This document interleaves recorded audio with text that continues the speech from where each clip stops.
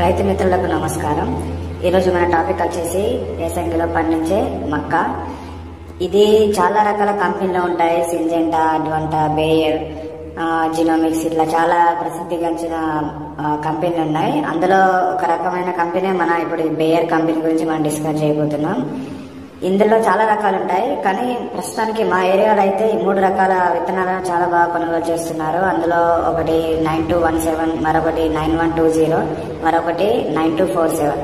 ఈ మక్క వేయడానికి గల కారణం ఏంటంటే చాలా తక్కువ ఖర్చుతో ఎక్కువ లాభాలు వస్తాయి. అందుకని రైతులు దీన్ని చాలా బాగా పండిస్తారు.